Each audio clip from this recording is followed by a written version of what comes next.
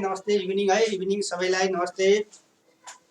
Trade व्यापार अन्तर्राष्ट्रिय व्यापार ट्रेड ट्रेड और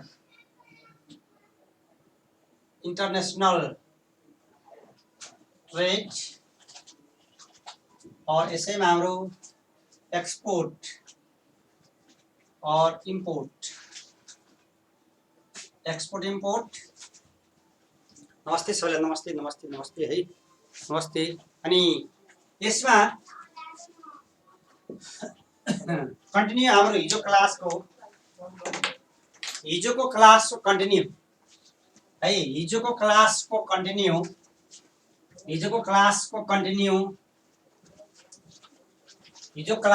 कन्टिन्यू हाम्रो के छ भने ट्रेड है। अनि ट्रेड अन्तर्राष्ट्रिय व्यापार हो। हामी हेरिरहेका अन्तर्राष्ट्रिय व्यापारमा अन्तर्राष्ट्रिय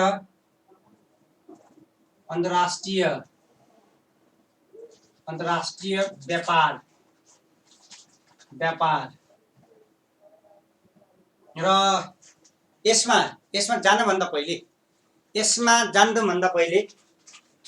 जानुभन्दा पहिले हामीले केमा छलफल गरौँ भने हिजोको कुराहरू पहिले हामी त्यसलाई अगाडि बढ्नुभन्दा पहिले हामी हिजोको हामीले ट्रेड है सर्ट रिभ्यू सुन्नुहोस् है। अनि के भन्नुभयो भने यसमा हाम्रो व्यापार भनेर के भन्यो भने वस्तु तथा सेवाहरूको आदान प्रदान। व्यापार भनेको वस्तु तथा सेवाहरूको आदान प्रदान और दुई वा दुईभन्दा बढी पार्टहरू बीचको है दुई वा सकिएको छैन। इङ्ग्लिस वाला भाइ आउँछ है, नेपालीमा सकिएको छैन। आई विल कम इङ्ग्लिस तनाव टेन्सन नलिनुहोस्, नेपालीमा सकाउदिनुहोस्, इङ्ग्लिसमै आउँछ। अनि के भन्यो भने अन्तर्राष्ट्रिय व्यापार भनेको पहिले हाले वस्तु तथा सेवाहरूको आदान प्रदान, दुई वा दुईभन्दा बढी पार्टी या दुई वा दुईभन्दा बढी व्यक्तिहरू बीचको वस्तु तथा सेवाहरूको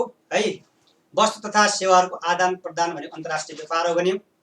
यदि वस्तु तथा सेवाहरूको आदान प्रदान देशभित्र भयो भने त्यो डोमेस्टिक ट्रेड और आन्तरिक व्यापार हो भने वस्तु तथा सेवाहरूको आदान प्रदान देशभन्दा बाहिर भयो भने त्यो अन्तर्राष्ट्रिय वा वस्तु तथा सेवाहरूको इम्पोर्ट एक्सपोर्ट आयात र निर्यात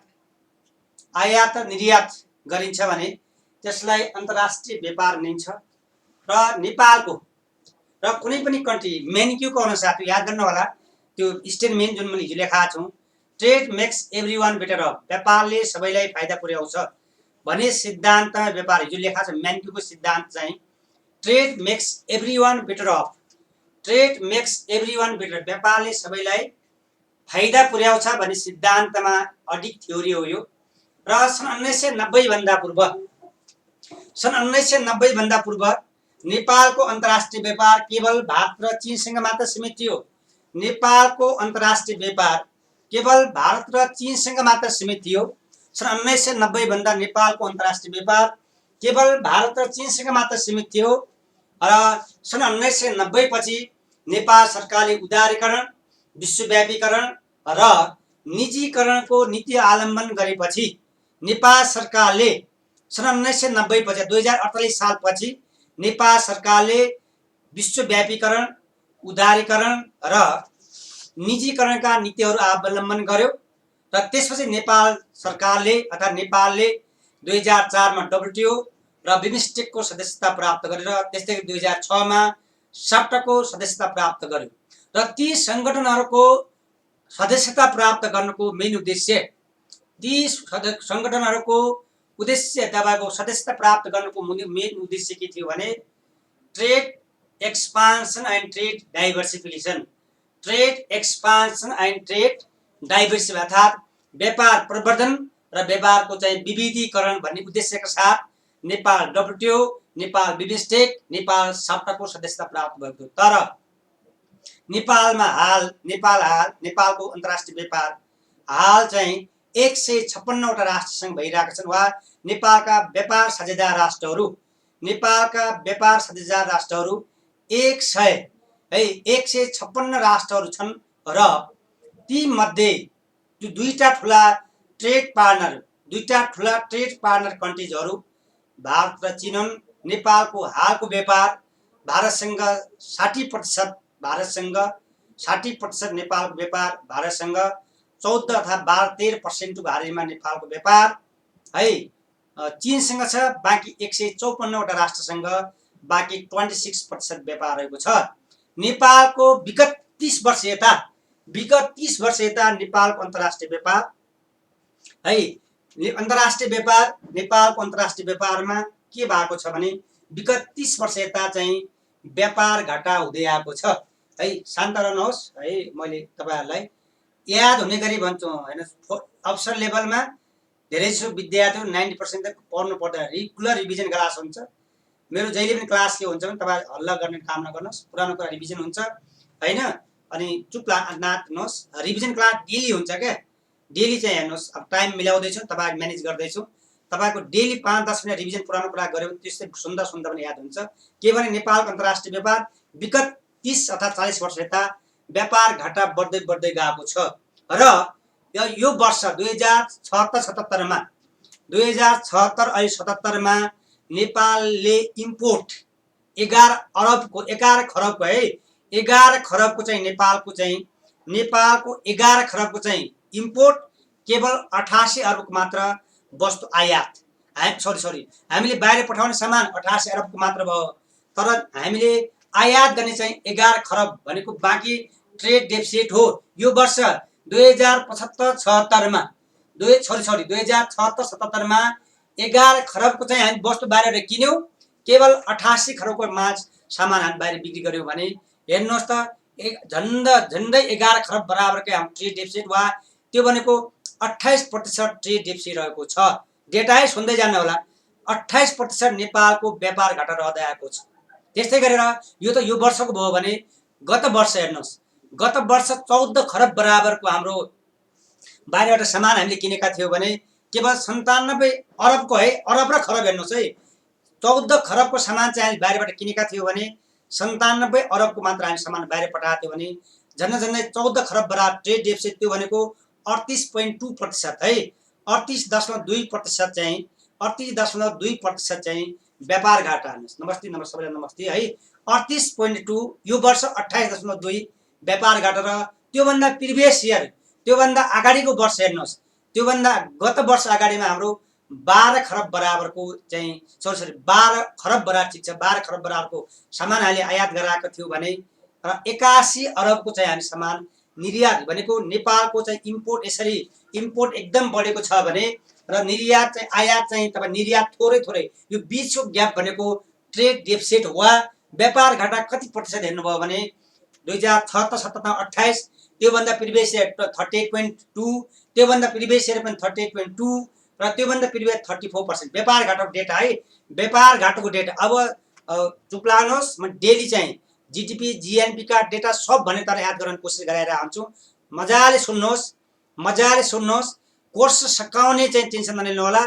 के भने नेपालको व्यापार, अन्तर्राष्ट्रिय व्यापार कति भन्यो पर्सेन्टेजमा, यो वर्ष 28.2%, त्योभन्दा विगतका अगाडि वर्ष बढ्नु भयो भने 38.2, अर्को वर्ष त्योभन्दा अगाडि 38 ट्रेड डेफिसिट थियो, त्योभन्दा प्रिभियस इयर 34 थियो, त्योभन्दा अझै अगाडि बढ्नु भयो 34% थियो भनेको 2076-77 मा 28.2, 2075-76 मा 38.2, 2074-75 मा चाहिँ 38.2 र 2073-72-73 मा चाहिँ कति थियो भने 30.1% व्यापार घाटा हुँदै आएको थियो है। के भने नेपालको अन्तर्राष्ट्रिय व्यापारको यो करेन्ट स्टाटस हो। हेर्नु, नेपालको अन्तर्राष्ट्रिय व्यापारको यो चाहिँ के हो, हाम्रो करेन्ट स्टाटस के भने सुन्नुहोस्, डेटामा डेसिमलमा तलमाथि पर्दा फरक पर्दैन। ट्रेन्ड एनालाइसिस लेख्दाखेरि कति भने 28.2 यो वर्ष चाहिँ किन घट्यो त भने कोभिड-19 को कारणले गर्दाखेरि, लकडाउनको कारणले गर्दाखेरि के भइदियो भने बाहिरबाट सामान हाम्रो कम आयो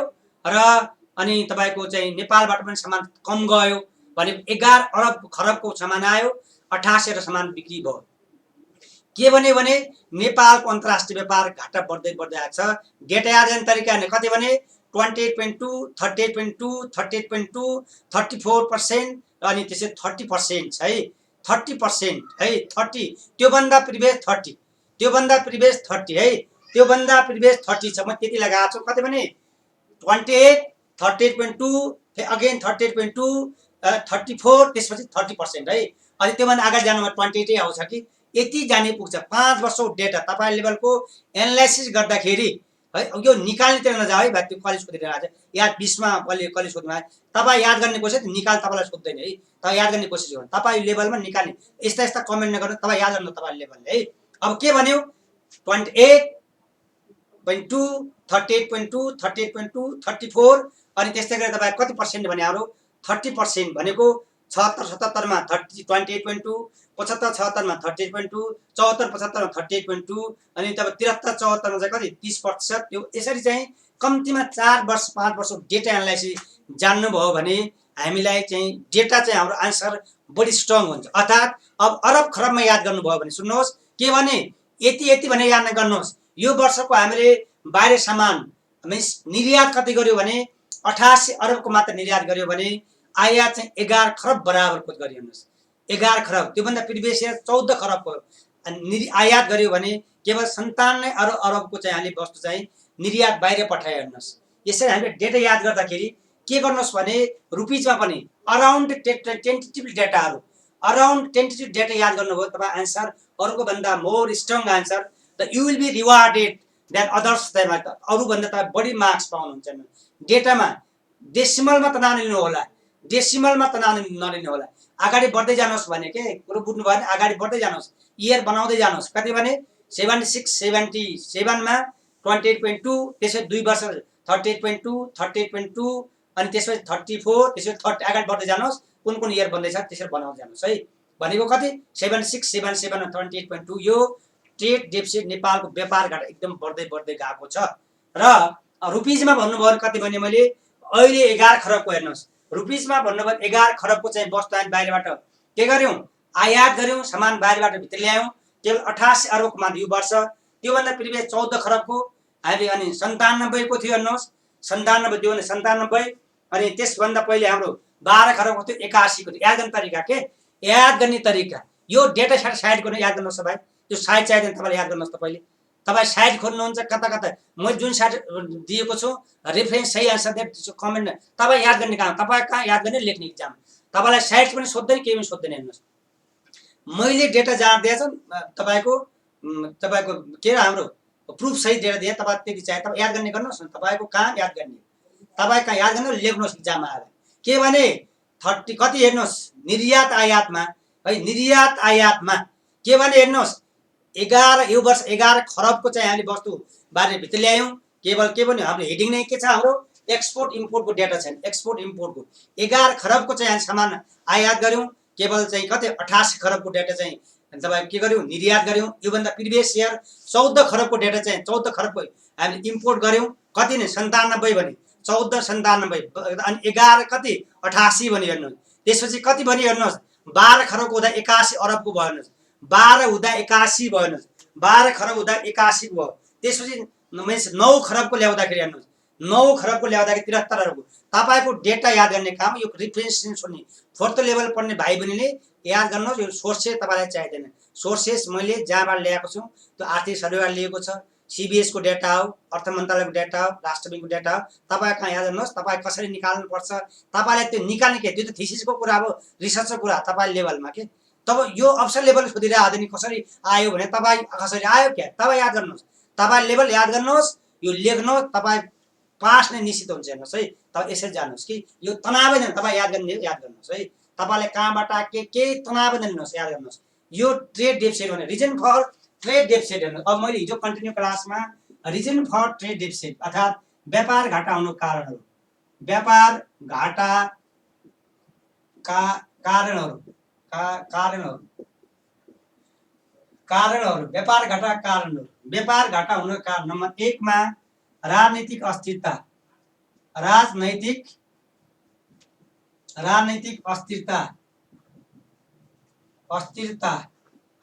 अस्थिरता व्यापार घाटा हुनुको कारण राजनीतिक अस्थिरता है। राजनीतिक अस्थिरता एक। अर्को चाहिँ मिन्स अस्थिर सरकार हेर्नुहोस् मिन्स अस्थिर सरकार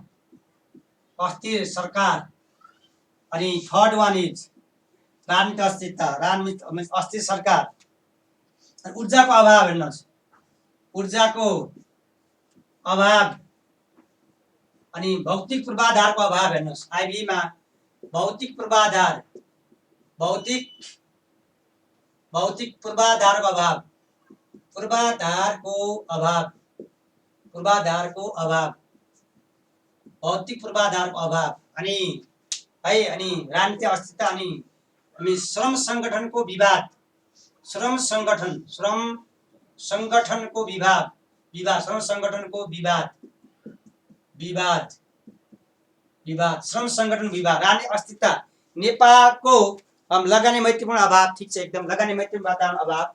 अर्को चाहिँ हाम्रो लगानी मैत्रीपूर्णको अभाव है। लगानी यो हुने बित्तिकै के हुन्छ, यो हुने बित्तिकै लगानी मैत्रीपूर्ण भएको मैत्रीपूर्ण तपाईँको अवस्थाको अभाव, मैत्रीपूर्ण तपाईँको वातावरण। हेर्नुहोस् वातावरण अभाव है। अनि त्यसै गरेर कानुनी झन्झटिलो। हेर्नुहोस् कानुनी तपाईँको समस्या, हेर्नुहोस् लिगल समस्या, कानुनी है, कानुनी समस्या। हेर्नुहोस् कानुनी समस्याहरू भयो आदि, तपाईँको व्यापार घाटा हुनु कारण है, आदि इत्यादि भयो। हेर्नुहोस् है इत्यादि हाम्रो चाहिँ नेपालमा व्यापार घाटा हुनुका कारणहरू।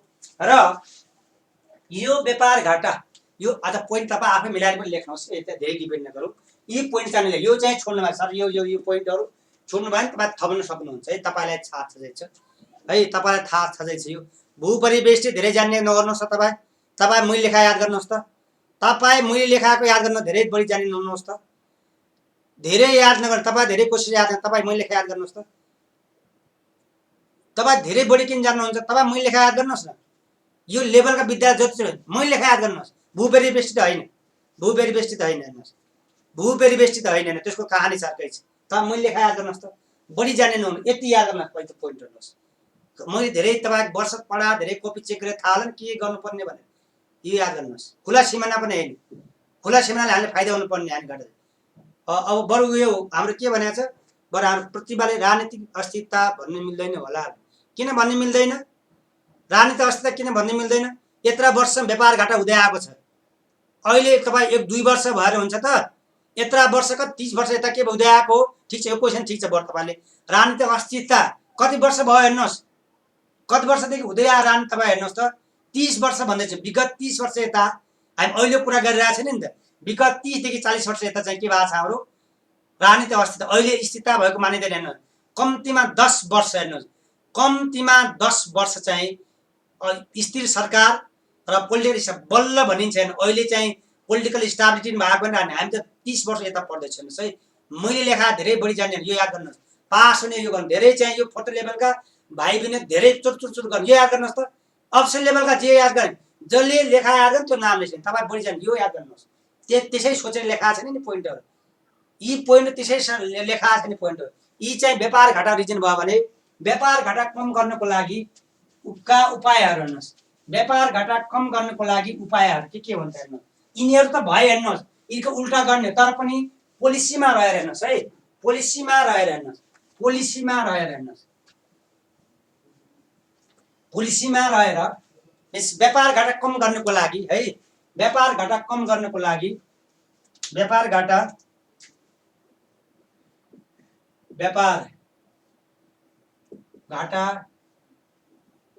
कमका उपायहरू, व्यापार घाटा कम गर्नको लागि उपायहरू के अपनाएको छ। व्यापार घाटा कम गर्नको लागि उपायहरू है। व्यापार घाटा कम गर्नको लागि उपायहरू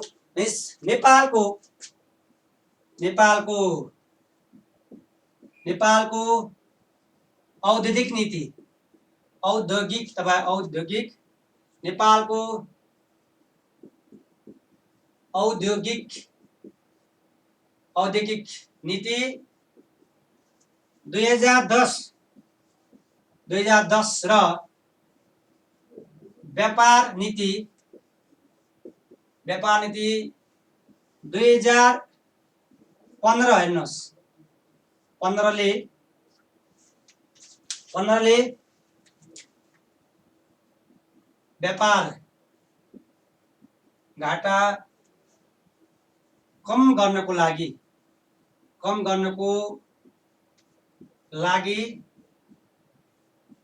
निम्न रणनीतिहरू अपनाएको छ। हेर्नुहोस्, अपनाएको छ। व्यापार घाटा कम गर्नको लागि अब तपाईहरुले पोइन्ट लेख्ने हैन, कसको भने औद्योगिक नीति 2010 र मिन्स इन्डस्ट्री व्यापार नीति औद्योगिक नीति 2010 औद्योगिक नीति तपाईँ 2010 र व्यापार नीति 2015 ले निम्न चाहिँ व्यवस्थाहरू अवलम्बन गरेको छ।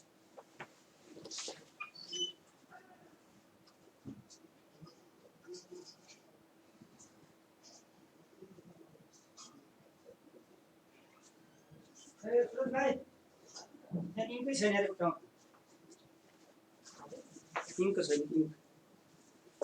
2015 ले हेर्नुहोस् लेखा नीतिहरू नम्बर 1 मा है, 1 नम्बरमा सरकारले है, अब यहाँ सुन्नुहोस्, पहिले एकछिन सुनौ, पहिले के नीति अपनाएको छ भने हेर्नुहोस्, व्यापार घाटा कम गर्नको लागि है, व्यापार घाटा कम गर्नको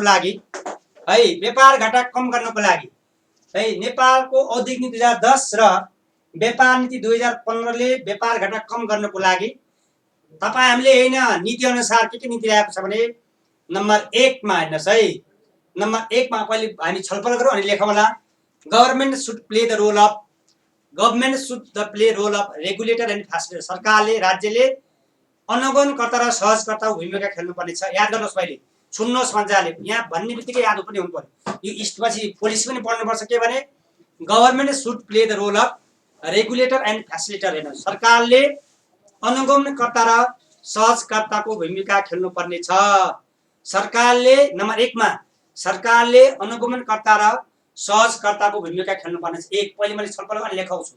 1 नम्बर पोइन्टमा राज्यले सरकारले अनुगमनकर्ता र सहजकर्ताको भूमिका खेल्नुपर्ने छ। एक अर्थात् government should play the role of है, government should play the role of regulator and facilitator है, government should play the role of regulator and फैसिलिटेटरको भूमिका खेल्नुपर्ने छ।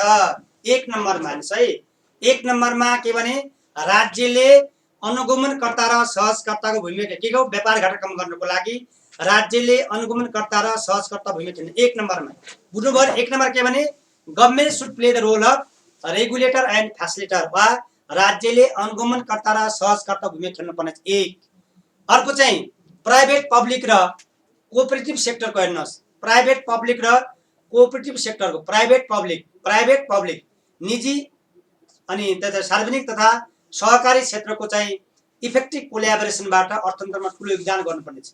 प्राइभेट पब्लिक र कोअपरेटिभ सेक्टरको अर्थतन्त्रमा प्राइभेट पब्लिक र कोअपरेटिभ सेक्टरको राष्ट्रिय अर्थतन्त्रमा योगदान वृद्धि गर्ने।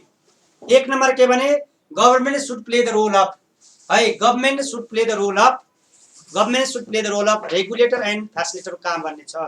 Government should play the role of regulator and facilitator, राज्यले रेगुलेटर र फैसिलिटेटरको भूमिका खेल्नुपर्ने छ। एक अनि अरु के भने निजी सहकारी तथा त्यसै गरी के त राज्य अथवा सरकारको तीनटै भूमिकाको चाहिँ इफेक्टिभ कोल्याबोरेसन गर्नुपर्ने छ। अर्को नम्बर 3 मा तपाईको प्राइभेट सेक्टरको चाहिँ भूमिका अर्थतन्त्र बढाउनु पर्ने। निजी क्षेत्रको अर्थतन्त्र नम्बर 1 मा के भने government should play the role of regulator and facilitator, सरकारले राज्यले चाहिँ अनुगमनकर्ता र सहजकर्ता भूमिका। 10 वटा पोइन्ट भन्छु, यो भन्दै याद हुनु पर्यो। हेर्नुस्, government should play the role of regulator and फैसिलिटेटरको भूमिका खेल्नुपर्ने छ। एक है। अर्को नम्बर 2 मा है, यो कसरी सजाय नसजाय त्यो बाइक सुन्ने काम गर, त्यो कसरी भन्ने कुरा छोड्नुस्, यहाँ सुन्ने काम गर्नुस्, त्यो यहाँ पोइन्ट सुन्नुस्। तपाईं त्यो कमेन्ट सुन्नुस्। यहाँ government should play the role of regulator and facilitator हैन, त्यो नीतिमा लेखिदिएको रहेछ, त्यो नीति याद गर्नुस्। त्यो कसरी भनेर नाम लेखिदैन, याद गर्नु। नीतिमा 15औं योजना यो 2015 मा चाहिँ त 2000 के हाम्रो 10 को लेखिदियो। तपाईं यो चौथो लेभल पर कसरी सोध्दै हुनुहुन्छ, तपाईको सिलेबसमा बस्नुस् न। तपाईं पहिले याद सुन्नु, तपाईँ यो कमेन्ट सुन्नुस् भन्दै चाहिँ पोइन्टहरु। नम्बर 1 मा के भने government should play the role of regulator and facilitator भने। एक नम्बर त्यो याद गर्नु कसरी भने तपाईँ म्याटर हैन, त्यो राज्यले गर्छ, सरकारले गरिराख्छ। हेर्नुस् के भने एक प्राइभेट पब्लिक सेक्टरको चाहिँ तपाईँ आवासीय सहमति सहकार्य चाहिँ याद गर्नुहोस् के भन्ने कुरा याद गर्नु, त्यति लेख्नुहोस्।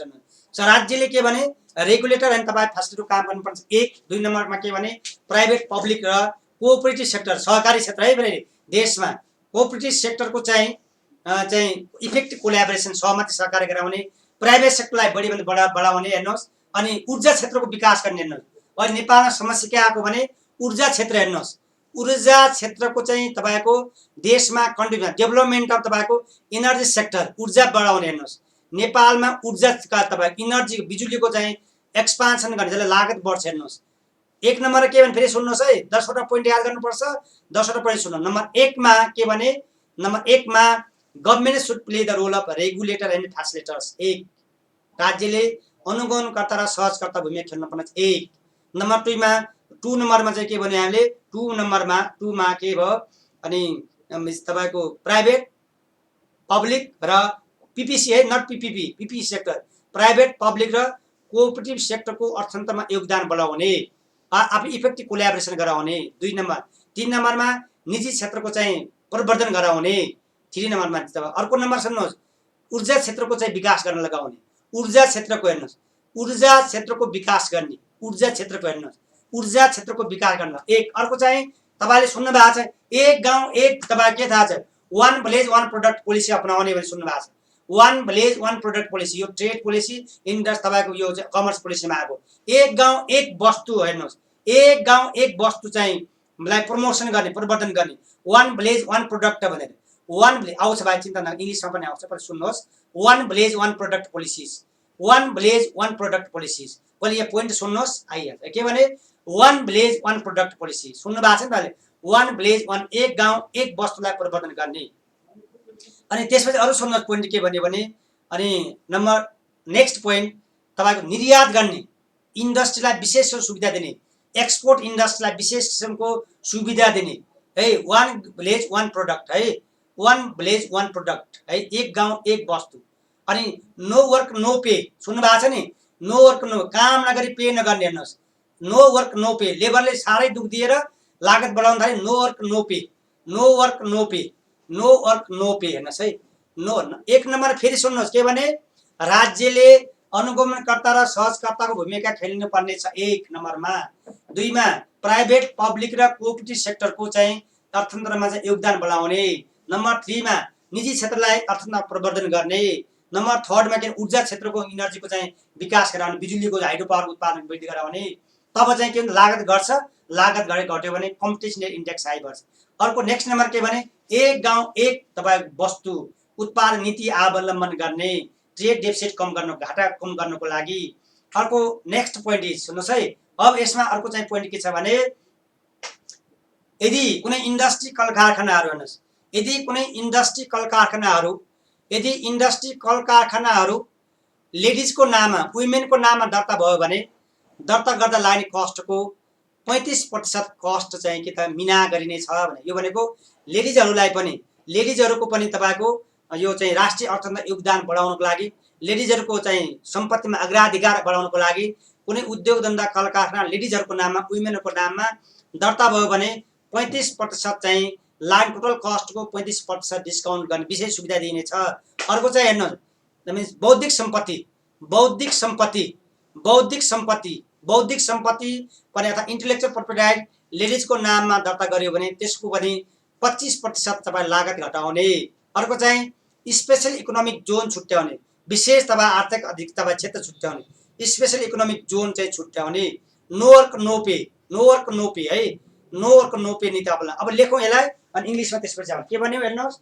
नम्बर 1 मा के भन्यो, राज्यले सरकारले हेर्नुहोस्, सरकारले अनुगमनकर्ता र हेर्नुहोस्, अनुगमन र सहजकर्ताको भूमिका खेल्ने गर्न। तपाईँ राज्यले अनुगमन र सहजकर्ता हेर्नुहोस्, सहजकर्ताको भूमिका निर्वाह गर्ने हेर्नुहोस्, भूमिका निर्वाह गर्ने, निर्वाह गर्ने, भूमिका निर्वाह गर्ने। 1 नम्बर 2 मा निजी तथा तपाईँ निजी सरकारी पब्लिक, निजी तपाईँ सरकारी, सरकारी निजी र तपाईँको कोअपरेटिभ सेक्टर हेर्नु, तपाईँ सहकारी क्षेत्रको, सहकारी सहकारी गाउँ गाउँमा सहकारी अनि भाकारी पनि सुन्नु भएको छ नि, नसुने निजी तथा सहकारी क्षेत्रको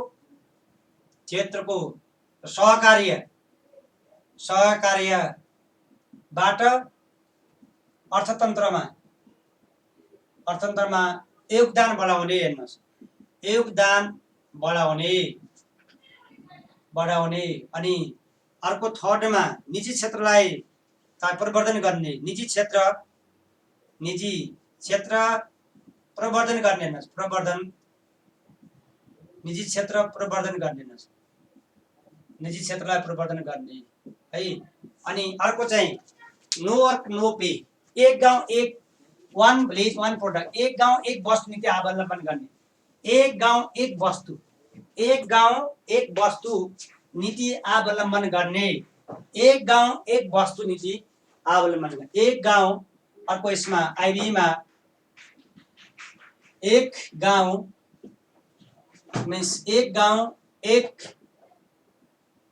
वस्तु उत्पादन नीति लागू गर्ने। अर्को चाहिँ means no work no pay है। अर्को चाहिँ नो वर्क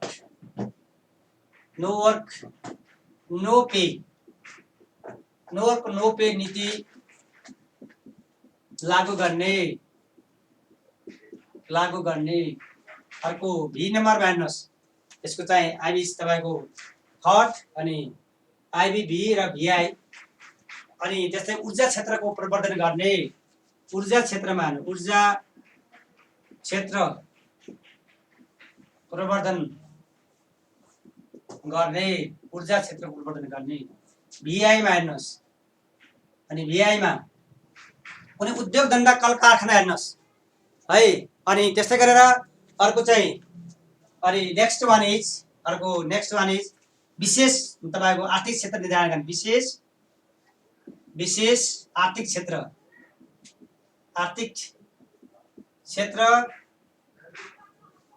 निर्धारण गर्ने। अनि त्यस्तै गरेर भिआईआईमा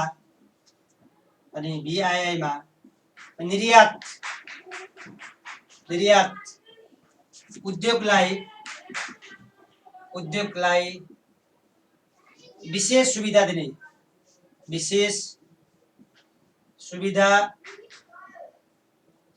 हेर्नुहोस्, निजी क्षेत्रलाई विशेष सुविधा दिने, निर्यात उद्योगलाई विशेष सुविधा दिने, हेर्नुहोस्, निर्यात तथा साना तथा मझौला उद्योगलाई विशेष सुविधा दिने, साना तथा मझौला उद्योगलाई आइएक्स हेर्नुहोस्, साना तथा मझौला, हेर्नुहोस्, मझौला उद्योग प्रवर्धन गर्ने, हेर्नुहोस्, प्रवर्धन गर्ने। कुनै उद्योग धन्दा कल कारखानाहरू या कुनै उद्योग धन्दा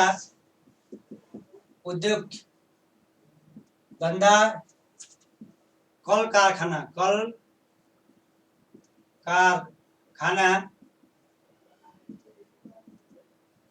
महिलाको नाममा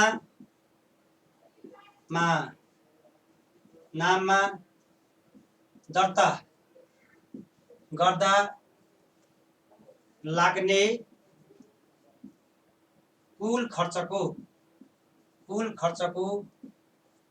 35% विशेष सुविधा, हेर्नुहोस्, विशेष सुविधा दिने, हेर्नुहोस्। यसलाई चाहिँ लेडिजहरूलाई पनि अर्थतन्त्रमा विशेष भूमिका खेल्नको लागि। त्यस्तै गरेर बौद्धिक सम्पत्ति, हेर्नुहोस्, इन्टेलेक्चुअल बौद्धिक सम्पत्ति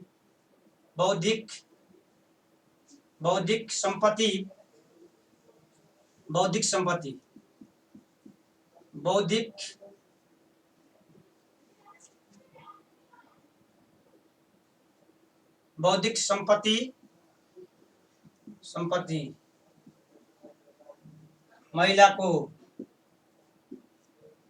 नाममा दर्ता गर्दा लाग्ने लागतको 25% छुट दिने र आदि चाहिँ रणनीतिहरू अपनाएको छैन। तपाईँ हामीले गरेको रणनीति होइन, राज्यले चाहिँ गरेको टुरिज्म सेक्टरको चाहिँ पर ठिक छ, टुरिज्म सेक्टरलाई बढावा दिने भन्दैन, तर पर्यटन क्षेत्रको विस्तार गर्ने, अर्को ठाउँमा पर्यटन क्षेत्र विस्तार गर्ने आदि चाहिँ हाम्रो नेपालको व्यापार घाटा कम गर्नको लागि तपाईँ हामीले बनाएको होइन। कसले भने औद्योगिक नीति 2010 र व्यापार नीति 2015ले लिएका स्ट्राटेजीहरू व्यापार घाटा कम गर्नको लागि, व्यापार घाटा कसरी कम गर्न सकिन्छ यो याद गर्नुहोस् है, यो याद गर्नुहोस्। बौद्धिक सम्पत्ति, इन्टेलेक्चुअल प्रोपर्टी राइट, खोज अनुसन्धान, लक्ष्मीले जुन सोध्नु भएको छ, बौद्धिक सम्पत्ति भनेको खोज अनुसन्धानहरू, रिसर्च आर्टिकलहरू, खोज अनुसन्धान है, कपिराइट्सको कुरा। बौद्धिक सम्पत्ति भनेको खोज अनुसन्धान, नयाँ कुरा पत्ता लगाउनु भयो हेर्नुहोस्। बौद्धिक सम्पत्ति भनेको नयाँ कुरा खोज अनुसन्धान पत्ता लगाउनु भयो भने त्यस्ता सम्पत्तिको सुरक्षा गर्ने हेर्नुहोस्। सम्पत्ति भने खोज अनुसन्धान नयाँ कुराहरू है। यी 10-11 वटा पोइन्ट यो याद गर्नुहोस् line by line. Patent right हो हाम्रो मिनाका, प्याटेन्ट राइट पनि भने ठिक छ। यी चाहिँ हाम्रो व्यापार घाटा कम गर्नको लागि, व्यापार घाटा कम गर्नको लागि यो चाहिँ औद्योगिक नीति 2010 र औद्योगिक 2010 र अनि यस्तै गरेर औद्योगिक नीति 2010 र मिन्स व्यापार नीति 2015 ले निकालेका स्ट्राटेजी और रणनीतिहरू हेर्नुहोस्। यो तपाईँ हामीले बनाएका हैन, रणनीति हो हेर्नुहोस्। अनि त्यस्तै गरेर अब अर्को के हेर्नुहोस् भने ट्रेड, अब इङ्ग्लिसमा हेर्नुहोस् है। अनि इन्टरनेसनल ट्रेड, इन्टरनेसनल ट्रेड अन्तर्राष्ट्रिय व्यापार, इन्टरनेसनल ट्रेड अन्तर्राष्ट्रिय व्यापार, इन्टरनेसनल ट्रेड अन्तर्राष्ट्रिय व्यापार, इन्टरनेसनल ट्रेड। अब यो हाम्रो है इङ्ग्लिस भर्सनको लागि trade refers to exchange of goods and services अनि between two or more than two parties हेर्नुहोस्। Trade refers to exchange of goods and services between two or more than two parties है। Import बाहेक trade refers to exchange of goods and services between two or more than two parties र when goods and services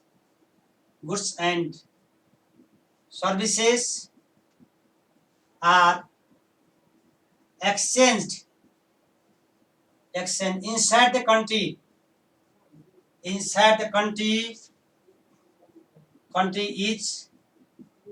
called domestic trade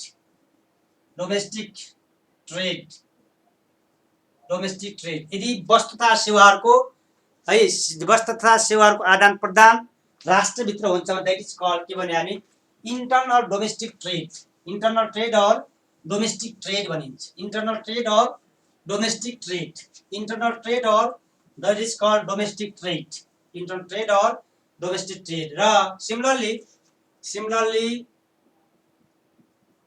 when goods and services are exchanged outside the country is called external trade, external or international trade or international trade। अर्थात the moreover imports and exports of goods and services is called international trade।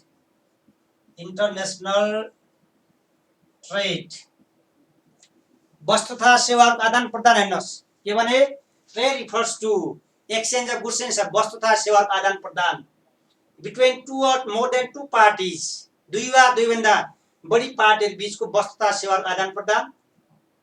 The when goods and services are exchanged inside the country, देशभित्र भयो भने domestic trade.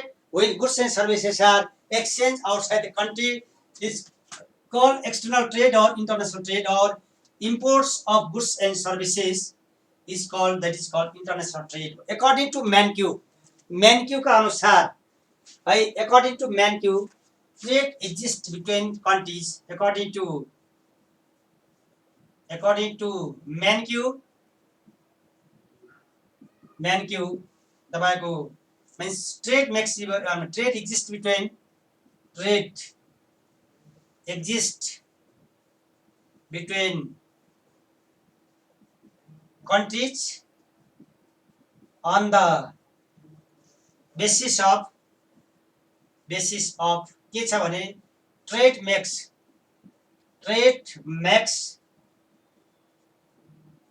everyone better off। व्यापारले सबैलाई फाइदा पुर्याउँछ भन्ने सिद्धान्तमा व्यापार गरिन्छ भने trade makes everyone better of.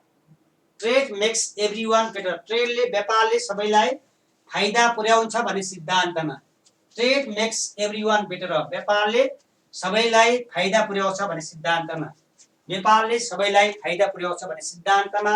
व्यापार गरिन्छ। Trade makes everyone better. र मिन्स नेपाल हेर्नुभयो भने means before 1990 AD, Nepal's foreign trade was limited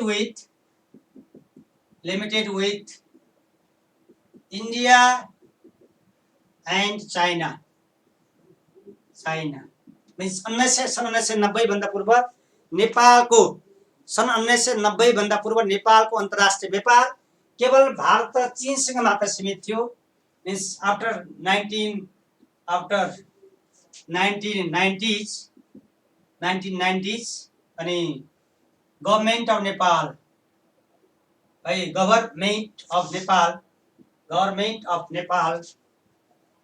Nepal adopted liberalization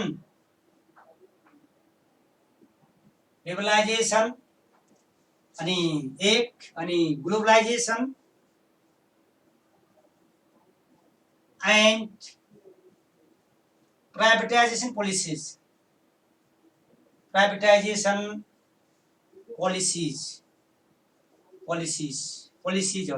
Nepal सन् 1990 पछि नेपाल सरकारले उदारीकरण, लिबरलाइजेसन, विश्वव्यापीकरण र निजीकरणका नीतिहरू अवलम्बन गर्यो।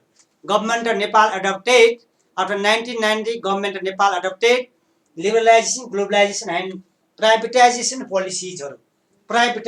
पोलिसीजहरू निजीकरणका नीतिहरू अवलम्बन गर्यो है। अनि नेपाल तपाईको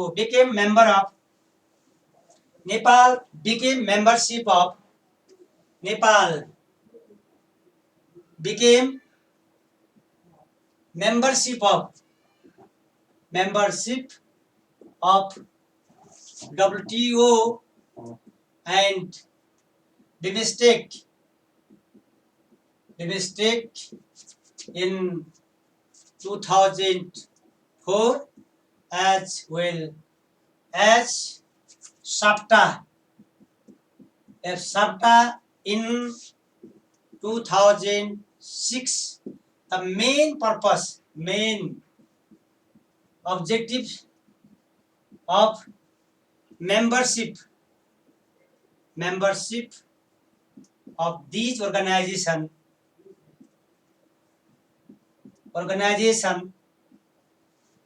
was के थियो भने हाम्रो was trade expansion and trade diversification trade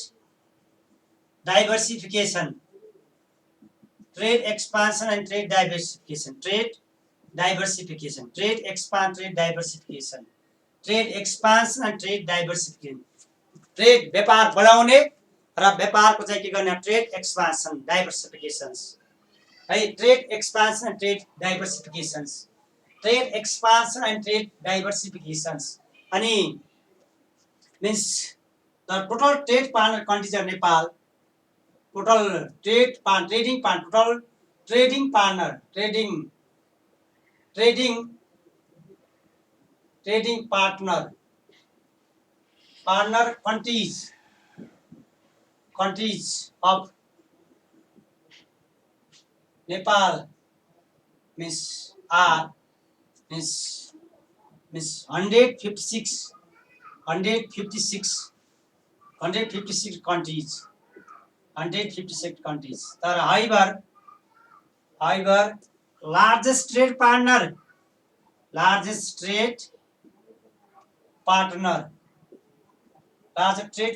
countries are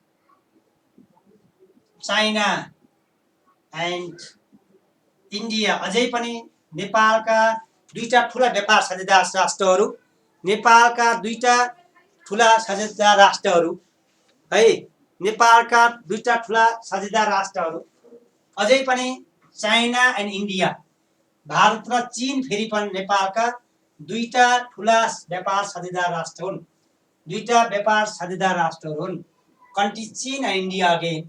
र नेपालको means the average trade means average the total trade with India is 60% नेपालको अनि त्यस्तै गरेर चाइनासँग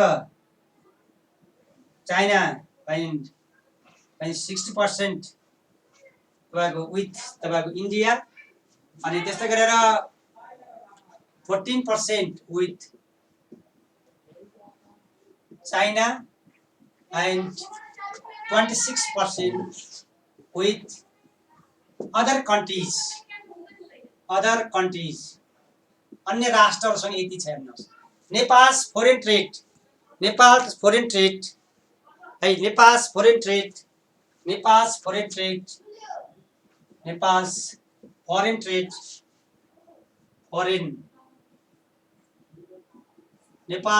trade is तपाईँको deficit during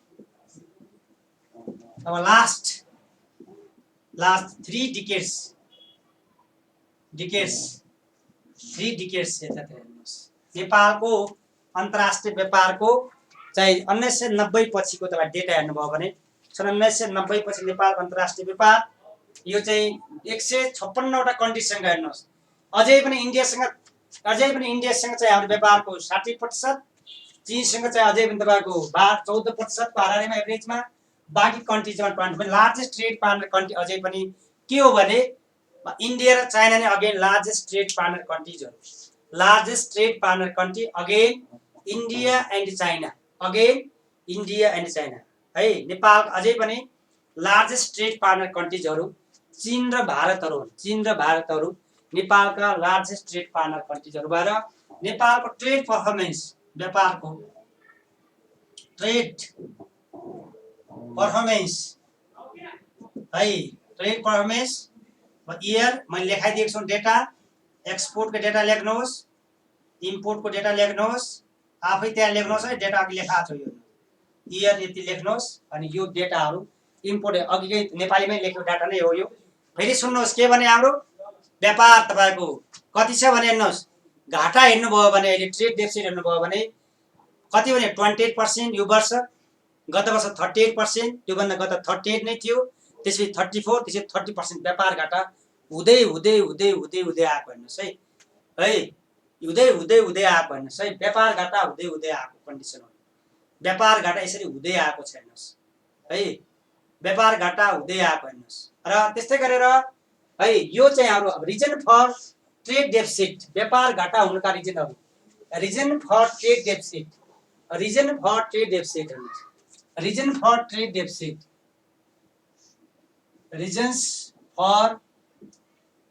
ट्रेड डेफिसिट हेर्नुहोस्, व्यापार घाटा हुनुका कारणहरू नम्बर 1 मा के लेख्यो हामीले पोलिटिकल इन्स्टेबिलिटी हेर्नुस् पोलिटिकल इन्स्टेबिलिटी एक अर्को चाहिँ अनस्टेबल गभर्नमेन्ट मीन्स अस्थिर सरकार अनि ल्याक अफ इनर्जी ऊर्जाको अभाव अनि labour union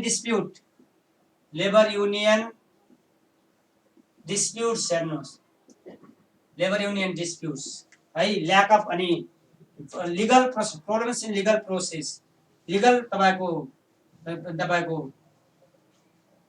problems in legal process कानुनी प्रावधान हेर्नुस् है अनि ल्याक अफ इन्फ्रास्ट्रक्चर हेर्नुस् इन्फ्रास्ट्रक्चर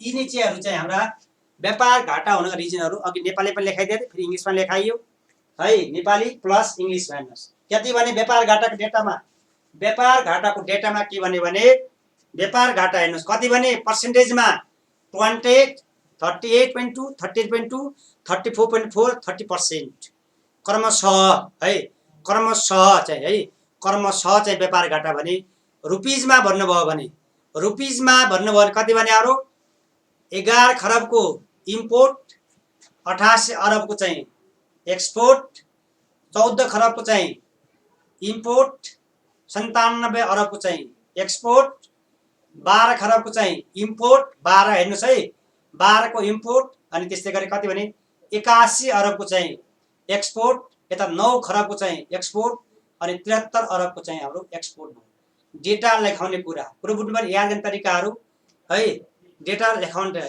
नेपाली लेखाइसकेको छ भने डेटा हिजो लेखाइसकेको छु हिजोकोमा हैन डेटा लेखा कहिले डेटा त आजकल आज जुन भाग के आयो ओजा भाइ त्यत्रो डेटा लेखा आज के जोइन गर्नु भयो आज गर्नु भाग मात्र के होला हिजोको भिडियो क्लिप गर्नुहोस् त डेटा हामीले चाहिँ वर्ष वाइज गर्यो भनिरहेको छैनस् प्रत्येक वर्ष हिजोको डेटा लिस्टै लेखाइदिएको छैन यसरी बनाएर लिस्ट हिजो क्लास रिभ्यू गर्नुहोस् त याद गर्नु के भने 2000 कति 75 76 77 मा भने व्यापार घाटा कति 28.12% अब अगाडि बढ्नुहोस् 76 77 मा कति भने लेटेस्टको चाहिँ हामी कति भन्यो हामीले लेटेस्टमा चाहिँ हाम्रो लेटेस्टमा कति भन्यो भने लेटेस्टमा चाहिँ 28 अब अगाडि बढ्नुहोस् 76 77 मा कति भने 28% 75 76 मा 38 अनि 74 75 मा पनि 38% भने त्यसपछि अझै अगाडि बढ्नुहोस् के भने त्यो भन्दा अझै अगाडि बढ्नु भयो भने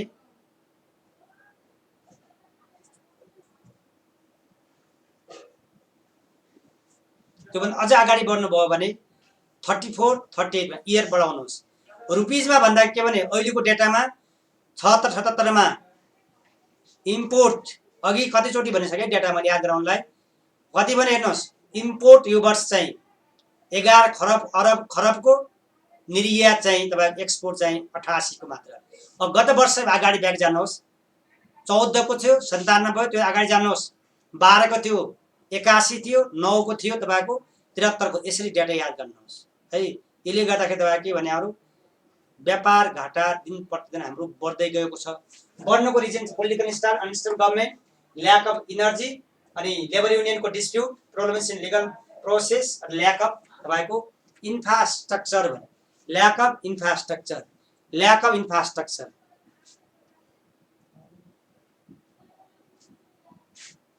पोखरेल हाउस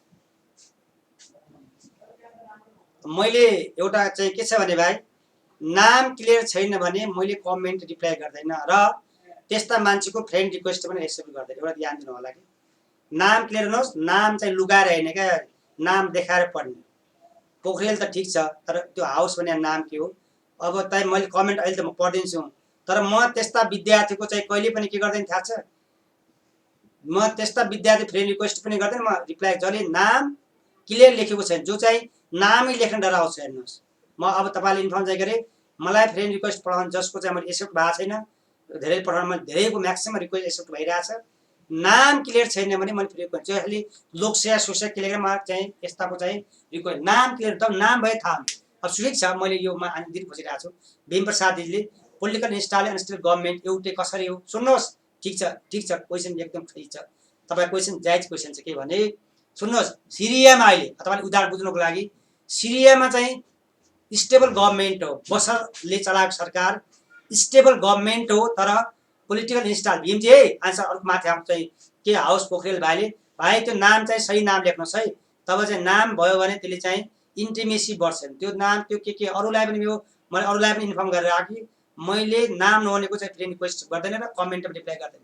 र के हुन्छ सुन्नुहोस्, के भने ठिक छ भीमजी र उहाँ माथि साथीको नाम पनि के भने पोलिटिकल इन्स्टाबिलिटी के फरक छ भने सुन्नुहोस्, सिरिया तपाईँ सुन्नुभयो, सिरियामा बसरको सरकार स्टेबल गभर्मेन्ट 2011 देखि त्यहाँ चाहिँ तपाईँ आन्दोलन भइरहेछ, अहिलेसम्म 2020 भइसक्यो। त्यहाँ पोलिटिकल सरी स्टेबल गभर्मेन्ट हो, पोलिटिकल इन्स्टाबिलिटी हो है। स्टेबल के हाम्रो गभर्मेन्ट अनि पोलिटिकल इन्स्टाबिलिटी हो। पञ्चायतको पिरियडमा हेर्नुहोस्, हाम्रो पञ्चायत कालमा चाहिँ हाम्रो के थियो भने स्टेबल गभर्मेन्ट थियो तर पोलिटिकल इन्स्टाबिलिटी, किनभने कङ्ग्रेस तपाईँको एमाले कम्युनिस्टहरूले त्यता राजनीतिक तपाईँ आन्दोलन गरिरहेको थियो। त्यो कन्डिसन भनेको पोलिटिकल स्टेबल गभर्मेन्ट। अहिले युकेको इक्जाम्पल हेर्नुभयो भने युकेको इक्जाम्पल है, युकेमा के भएको छ भने अहिले हेर्नुहोस् त्यहाँ पोलिटिकल स्टाबिलिटी छ, आनन्द छ, तर सरकार परिवर्तन भइरहेछ। हेर्नुहोस् युकेमा हेर्नुभयो भने पोलिटिकल चाहिँ के भएको छ भने हाम्रो पोलिटिकल होइन ठिक छ, इनर्जी थप्नुहोस् त्यो कुरा है। पोलिटिकल के भने अहिले भने पोलिटिकल स्टाबिलिटी छ युकेमा तपाईँ युकेमा तपाईँको युनाइटेड किङडममा राजनीति स्थिर, तर सरकार परिवर्तन भएको भइछ। हेर्नुहोस् सरकार परिवर्तन भइरहेछ यस्तो कन्डिसन। जस्तै यो इक्जाम बुझ्नुको लागि है, राजनीतिक र दुईटा पोइन्ट फरक हुन्छ कि पोलिटिकल इन्स्टाबिलिटी र अनस्टेबल गभर्मेन्ट, यी दुईटा फरक चिज हुन्। भीमजी पुरा बुझ्नुभयो भएन, शब्द बुझ्ने तरिका के भयो भने दुवै हुनुपर्छ देशमा। हेर्नु अब के भयो स्थिति तपाईँ भने पोलिटिकल स्टाबिलिटी त भयो, तर सरकार के भइराख्यो भने चेन्ज भइराख्यो, त्यो राम्रो मानिँदैन। वा सरकार चाहिँ स्टेबल छ, एउटै भइराख्ने सरकार चाहिँ एउटै भइराख्ने, तर चाहिँ के भने देशमा चाहिँ आन्दोलन हडताल भनेको त्यो के हो, पोलिटिकल इन्स्टाबिलिटी हो। भीमजी अरूले पनि धेरै साथीले बुझ्नु भएको थिएन होला, क्लियर भएको भएन? भीम प्रसाद धमालाजीले कुरो बुझ्नु, पोलिटिकल स्टाबिलिटी र एउटै होइन है, एउटै होइन। अब उदाहरणको लागि के भने युकेमा अहिले पोलिटिकल स्टाबिलिटी छ तर अनस्टेबल गभर्मेन्ट छ। त्यस्तै गरेर के भन्यो हामीले अहिले सिरियामा के छ स्थिति भने सिरियाको इक्जाम्पल लिनुभयो भने सिरियामा के छ भने अहिले अफगानिस्तानमै हेर्नुहोस्, अफगानिस्तानमा पनि के छ अहिले तपाईँको स्टेबल गभर्मेन्ट छ तर पोलिटिकल इन्स्टाबिलिटी छ। सरकार एउटैको छ अफगानिस्तान, तर पोलिटिकल इन्स्टाबिलिटी। यी शब्दहरू यसरी बुझ्नुहोस् है, यो भयो। अब यसमा यो ट्रेड डेफिसिट थप्नु, trade deficit lack of energy भइहाल्यो होइन, इनर्जी लिगल प्रोसेस इनर्जी यिनीहरू भयो। यी चाहिँ अब मिन्स तपाईँको करेक्ट तपाईँको टु मिन तपाईँको पोलिसिजहरू तपाईँ मिनिमाइज तपाईँ ट्रेड डेफिसिट स्ट्राटेजी रणनीतिहरू, त strategy for minimise trade deficit हेर्नुहोस्, रणनीतिहरू हेर्नुहोस्, स्ट्राटेजिज फर तपाईँको मिनिमाइजेसन अफ ट्रेड डेफिसिट रणनीतिहरू मिन्स रणनीतिहरू according to the industrial policy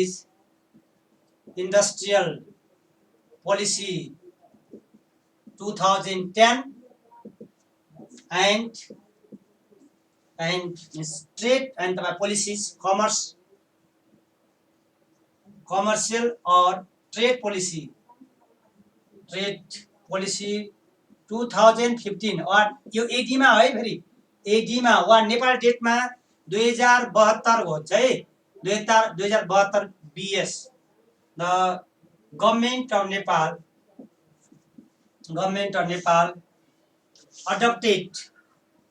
adopted following strategies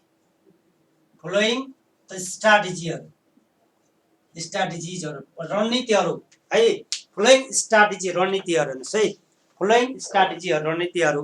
number 1 मा के होला भने नम्बर 1 मा government should play role of regulator and facilitators है, government should play role of regulator and facilitator. Number 1 मा government should play role of regulator and facilitator हेर्नुहोस्, फ्यासिलिटर्स।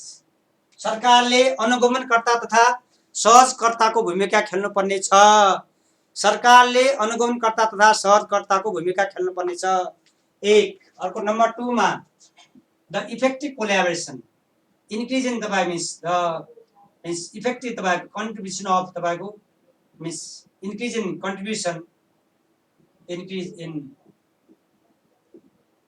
Contribution on means Nepalese economy by effective collaboration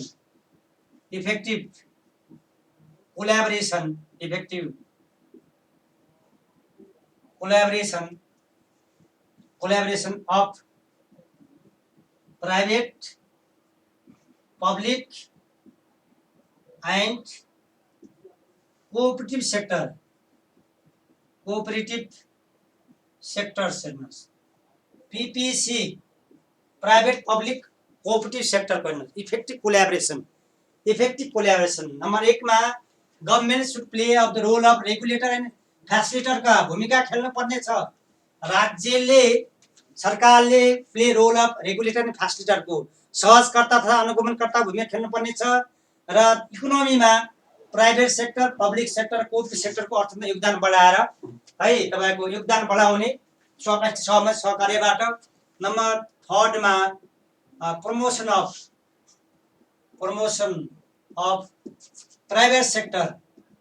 private sectors निजी क्षेत्रलाई गर्ने। अनि त्यस्तै गरेर 3rd नम्बरमा मिस आइबी मा one village one product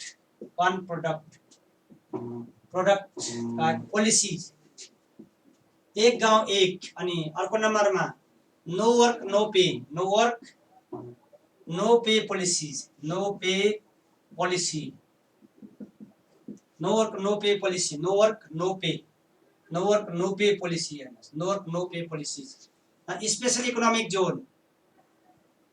special economic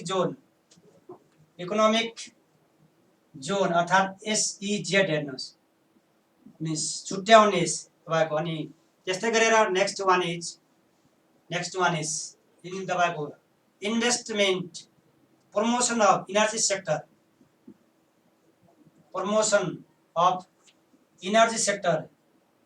energy sectors ऊर्जा क्षेत्रमा लगानी गर्ने।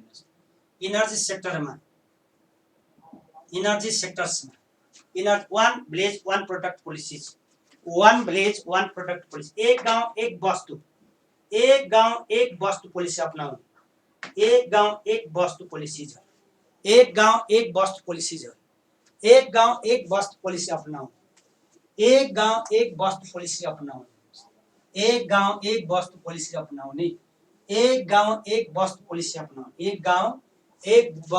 पोलिसी अपनाउने।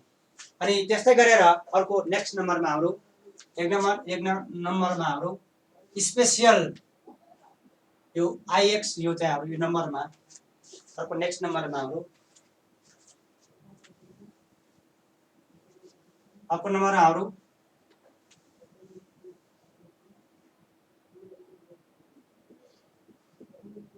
Special 35% discount when any firm or industry is registered in the name of women यो हेर्नुहोस्, कुनै लेडिजको नाममा दर्ता भयो भने है, लेडिजको नाममा दर्ता भयो भने। अर्को त्यस्तै गरेर मिस XI नम्बरको मिस IX नम्बरको miss special 25% discount when intellectual property right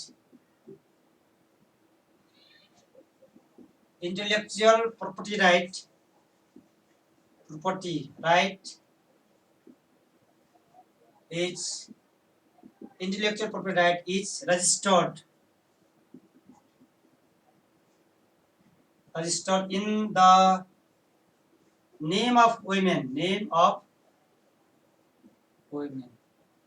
the name of women, है in name of women, in the name of women को नाम हेर्नुस्, in the name of women को नाम है, लेडिजहरुको नाम स्पेशल इकोनोमिक जोन्स, यिनीहरु चाहिँ हाम्रो के भयो भने सरकारले, नेपाल सरकारले अनि त्यस्तै गरेर स्पेशल फ्यासिलिटिज हेर्नुस्, एक नम्बरमा हाम्रो स्पेशल तपाईको स्पेशल फ्यासिलिटिज टु एक्सपोर्ट इन्डस्ट्रीलाई त्यस्तै गरेर एक साइड नम्बरमा promotion of small cottage industry, small and cottage industries,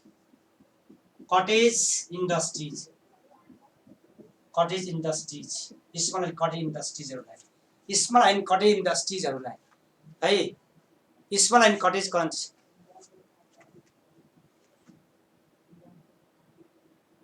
त्यो माथि के लेखे भाइ reference according to 2010 according to हामीले कसले बनाएको है, माथि के लेखेको पोइन्टमा हेर्नुस् त, माथि रेफरेन्स के लेखेको छ हेर्नुस्, 2010 2015 भने मैले तपाईले बनाए हो र, माथि त्यत्रो रेफरेन्स लेखिरहेको छ, अघि त्यत्रो भने हामीले बनाउने हैन कि पोलिसीहरुबाट लेख्ने हो, हामीले पोलिसीहरुबाट लेख्ने हो है, वन वार्ड वन तपाईले भनेर हुँदैन, त्यो माया ओझा तपाईले भनेर चाहिँ वन वार्ड वन प्रोडक्ट भनेर, वन भिलेज वन भनेर हामी शब्द किन युज गर्ने, मैले बनाएको शब्द तपाईले बनाएको शब्द जे पोलिसी त्यो लेख्ने हेर्नुस्, तपाईहरु फेरि कता कता आफै बनाउनुहुन्छ नि पोइन्टहरु के, यो फोटो लेभलमा समस्या आफू बनाइ हेर्ने के फेरि पोइन्टहरु, यत्रो वर्ष पढाउँदा 7 वर्ष भइसक्यो यो लोकसेवा पढाउँदा काहे यस्तो कमेन्ट गरे, जे याद गर्नुस् नाम लेख्नु, वन वार्ड वन प्रोडक्ट कहाँबाट आ, फेरि जे छ त्यही लेख्ने, हामीले मैले बनाएको वर्ड हो नि, यो मैले बनाएको वर्ड हो भयो ल तपाईले बनाउनु भन्नु, माथि रेफरेन्स लेखिएको छ के भने अब इन्टेलेक्चुअल प्रपर्टी राइट भने बौद्धिक सम्पत्ति के हो भने हाम्रो निराजन श्रेष्ठ भाइ तपाईले के गर्नुभयो, नयाँ खोज गर्नुभयो, अनुसन्धान गर्नुभयो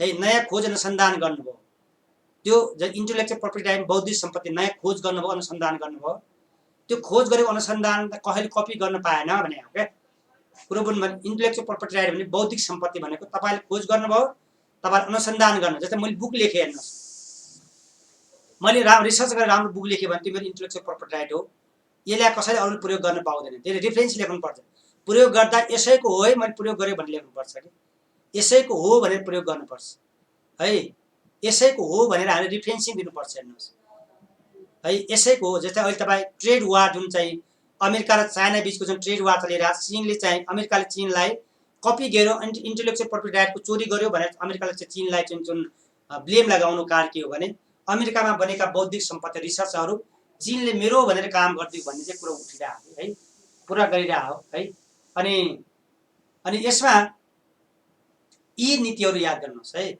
यो नीतिहरू याद गर्नुहोस् है, यो याद गर्नुहोस् है, यी हाम्रा पोइन्टहरू याद गर्नुहोस्, यी लेखाका पोइन्ट याद गर्नुहोस्, यो पोइन्ट लेखा किनभने आफ्नो मनोभावनाले नबनाउनुहोस् के, यो होला यी लेखा छ भने के भने माथि मैले हेडिङमा तपाईले के लेखे, तपाईँ पनि मेरो पनि तपाईको पनि मैले कहाँबाट लेखाएको, औद्योगिक नीति 2010 र अनि व्यापार 2015 का हाम्रो होइन नि त, अनि हामीले आफूले पोइन्ट बनाउन मिल्ने मिलेन के, तपाईले बनाउनु भएर हाम्रो मान्दैन रेफरेन्स दिने यसको हो भनेर है, यसको हो भनेर रेफरेन्स दिने हो के, तपाईँ हाम्रो आन्सर दिने, यति भए पुग्छ बा, यति भन्दा धेरै तपाईको आन्सर भ्याउँदैन, एकदम आउने क्वेसन हो, एकदम पोटेन्शियल क्वेसन आउन सक्ने ट्रेड क्वेसन।